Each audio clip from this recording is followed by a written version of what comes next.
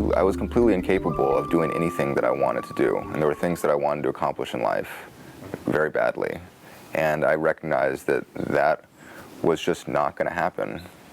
And though I didn't want to look at this drug problem, it was like there was a little voice that was like, Chris, I don't know, but maybe it's all those drugs you're doing, That was the best part of my day at that point, was about that 5 seconds when I got to put that needle in my arm.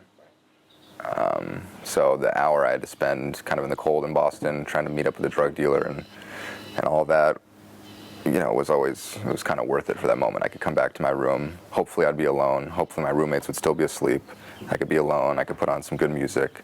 I could put that needle in my arm. And for that 5 minutes, things were good.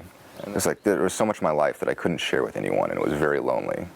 And I felt guilty, and I felt bad, and I felt wrong because of what I was doing. But I'm always about kind of looking good, and I think that I'm something special. I really do, and I think that I'm smart, and that a lot of people can't handle doing these kind of things, but I can, and I'm different, and I'm a musician, and this is the lifestyle I live. I don't need to live by your rules. You don't get it, so I'm going to kind of hide it from you and do what I got to do, and I'm always going to show up, and I'm going to make it happen. And I was just trying to will that so hard, and trying to continue to get good grades in school, and trying to continue to do what I needed to do while taking money from people who were trying to help me do something completely different, lying about the source of that, while getting little sleep and running into sordid places and doing whatever it was that my addiction made me do.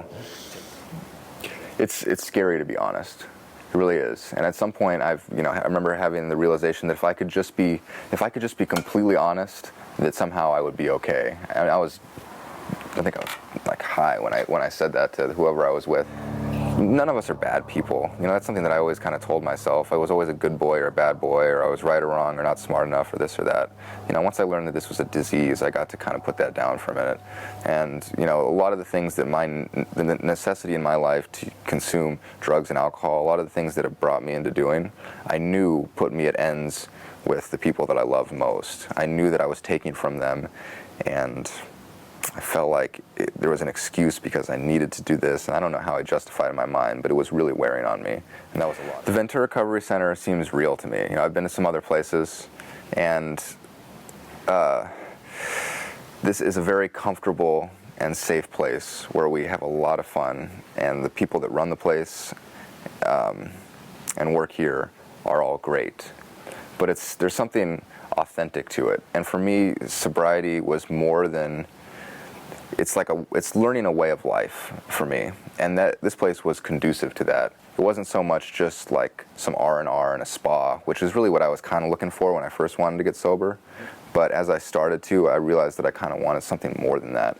There's a lot of depth here. The people who run this place showed me over and over again through their actions, not their words, that they were more interested in my sobriety than my money or where I went. They just wanted me to be sober because they're sober men themselves. And they care about that above all else. The young man you just met offered to share his story with you, in the hopes that it would be helpful to you or someone you know. If you think that you or someone you know might have a problem with drugs and/or alcohol, a good next step might be for you to give us a call.